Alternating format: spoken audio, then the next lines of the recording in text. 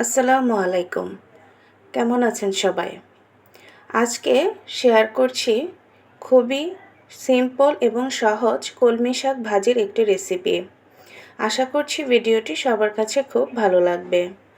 প্রথমেই শাকগুলোকে আমি ভালোভাবে ধুয়ে পানি ঝরিয়ে রেখেছিলাম। তারপর যেই কড়াইতে রান্না করব সেই কড়াইয়ের মধ্যে নিয়ে নিচ্ছি। শাকগুলো সব দিয়ে দিচ্ছি।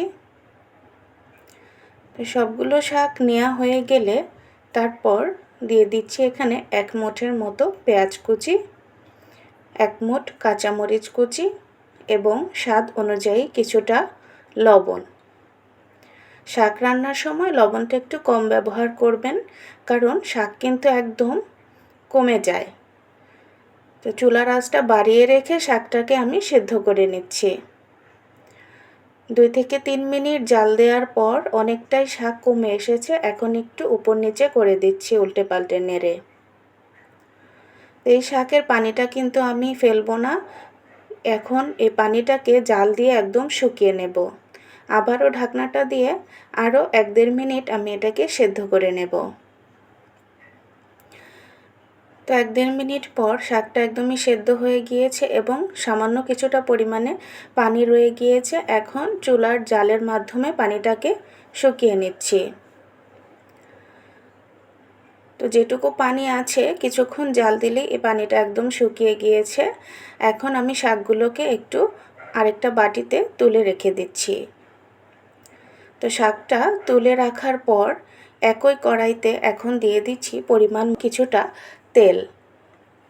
তেলটা গরম হয়ে আসলে এখানে পেঁয়াজ কুচি, রসুন কুচি এবং 2-3টা শুকনো মরিচ দিয়ে দিলাম। এবার এগুলোকে বেরেস্তার মতো করে ভেজে ভেজে নেব।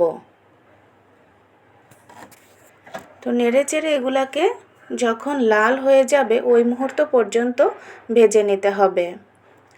যখন একদম লাল হয়ে গিয়েছে তখন তুলে রাখা শাকগুলোকে দিয়ে দিচ্ছি। এবার শুধু 2-3 মিনিট রান্না করে নেব, নেড়েচেড়ে মিশিয়ে নেব। তাহলেই শাক রান্নাটা একদম কমপ্লিট হয়ে যাবে। ভিউয়ার, শাক তো সবাই কম বেশি রান্না করে থাকেন, তবে এক একজনের শাক রান্নার পদ্ধতি কিন্তু এক এক রকমের হয়ে থাকে। আজকের এই শাক রান্নার প্রসেসটা আপনাদের কেমন লেগেছে অবশ্যই জানাবেন। এভাবে শাক রান্না করলে কিন্তু শাকের পানি ফেলা হয় না, আর সম্পূর্ণ পুষ্টিমানটাই এখানে গুণগত থাকে।